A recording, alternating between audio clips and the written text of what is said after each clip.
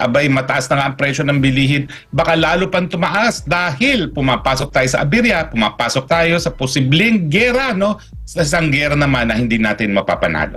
Pero attorney, handa na ba yung ating sandatahan dito sa gera? Water cannon nga, hindi natin kayang labanan. Alam mo talagang wala tayong kakayahan para matalo ang China sa labanan. Ang inaasahan ni PBBM, sasaklolo nga si Uncle Sam dahil sa Mutual Defense Treaty. Pero ang tanong ko naman sa kanya, saan niya binabase yung kanyang paniniwala na sasaklolo ang mga Amerikano?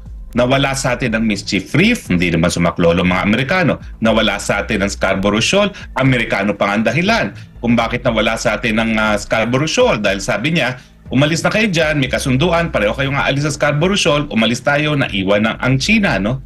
At sa panahon na meron ng dalawang gera na sinusuportahan ng Amerikano, no, dyan sa Ukraine at sa Israel, tingin ba nila kakayanin pa ng Amerika na sumuporta pa sa pangatlong labanan dito sa Asia sa panahon na buwan na lang ang binibilang bago mag-eleksyon sa Amerika? Alam naman natin na dahil nga doon sa mapait na karanasan ng mga Amerikano sa Vietnam War, talagang pagdating sa eleksyon dyan, ayaw na ayaw nilang nakikita na umuuwi sa kabaong ang kanilang kasundaluhan, no?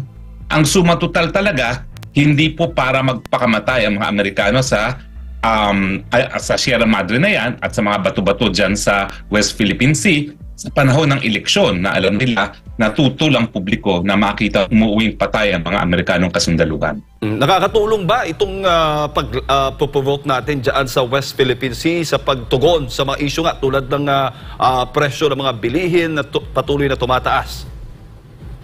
Well, sa huling survey, no, talaga namang sabi ng Pilipino, halos wala silang prioridad na binibigay dyan sa labanan sa West Philippine Sea. Dahil kumakalam ang kanilang mga sikmura sa gutom, no? So ang talagang realidad dyan, kahit anong gawin nila, na ang tawag dyan sa Ingles, wag the dog, kapag ang problema mo naman ay yung sumasakit na tiyan dahil ikay nagugutom, hindi yan mangunguna sa isipan ng tao dahil nararamdaman ng mga Pilipino.